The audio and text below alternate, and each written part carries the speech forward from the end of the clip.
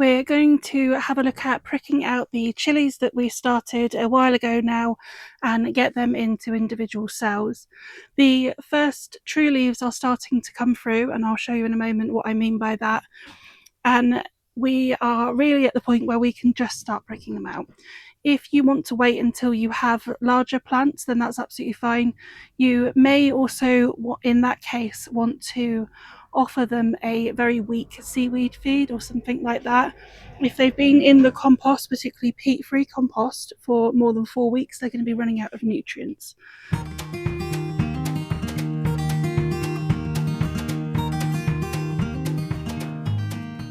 If you want to join in with a grow along, then do check out the previous 2 videos, and that will tell you everything you need and how long we've got to continue sowing these. And then you could also buy some later on from a nursery and join us at that point. So it's definitely not too late to start this chilli grow along. These are the chillies that we're using for this particular grow along. They're called Palavec, which is a long red type of chilli from real seeds. And you can see these are actually quite pointed up, whereas the ones on the other side aren't. If it was that I was growing only this variety, then I might question whether or not they were getting enough light. But because these ones are absolutely fine, I'm happy that that isn't the case, and it's just to do with the variety. When the seeds first germinate, what they have is these first leaves here, which are the seed leaves, and then the next leaves that come are the true leaves, so that what the plant's true shape of leaves and size of leaves will eventually come to. So when we're pricking these out, we can start doing it at this point, but a lot of people prefer to wait until they have at least 2 sets of these true leaves instead. I do it at this stage because I think it's easier to have less roots developed below and therefore less of a chance of damaging those roots. So I've got this seed tray here that takes 20 seedlings, so we will have a bit of space to pop something else in, some other chilies. But what I've already done is I filled it with pre-sieved compost still at this stage. You can use some larger bits as long as they're not really large, that will be absolutely fine. And then I've actually taken these in the house, I've watered them from the bottom, and I've allowed it to warm up. Chilies particularly are very good at sulking if we change their temperature dramatically and very quickly. If that happens, don't panic. You can just pop them into a dark location for 12 hours or so and they should recover absolutely fine. But we're just trying to avoid that happening initially. So grab yourself a stick or some sort of tool to be able to pop under the soil and just go right below these roots and just shake some of that soil off. So we do want to make sure that we're holding them by the leaves. We don't want to hold them by the roots or the stem because we don't want to damage any of that fragile area. And then once we've grabbed our seedling, we're just going to make a hole in your tray and we're going to plant these a little bit deeper than they were before. So you could happily plant them up to there, and that's going to help us get these that bit more stocky. So just very gently push the roots and the stem into place and push that compost back around them.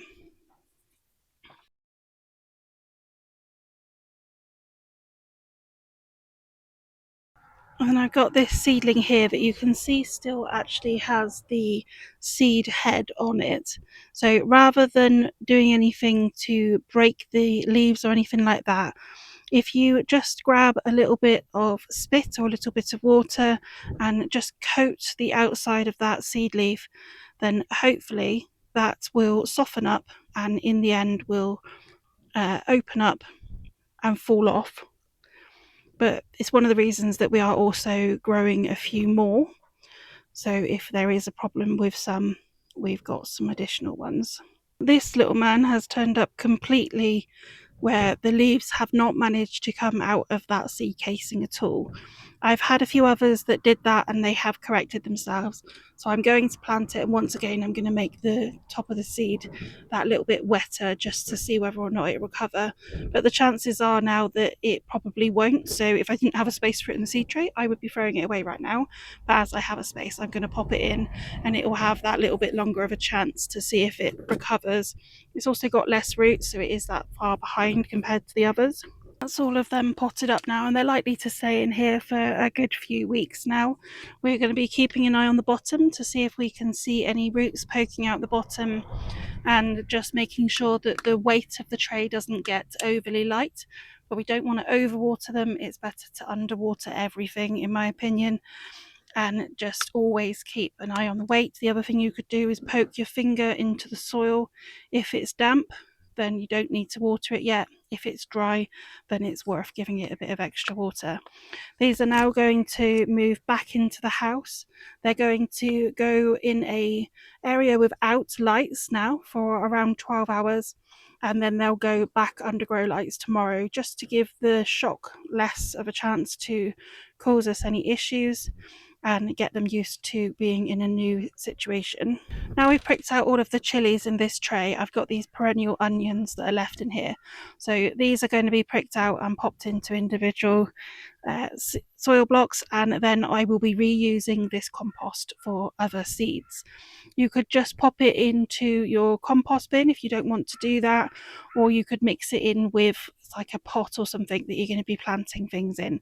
We may still find that some of these seeds that haven't germinated may germinate, but I can just thin them out as long as I've got seeds that look completely different. So I wouldn't be putting any more onion seeds in these, for example, or I wouldn't be putting pepper or chili seeds. These are very distinctive, so it's easy to tell if that's what's coming up, and then I can just remove those from any new seeds that I've sown.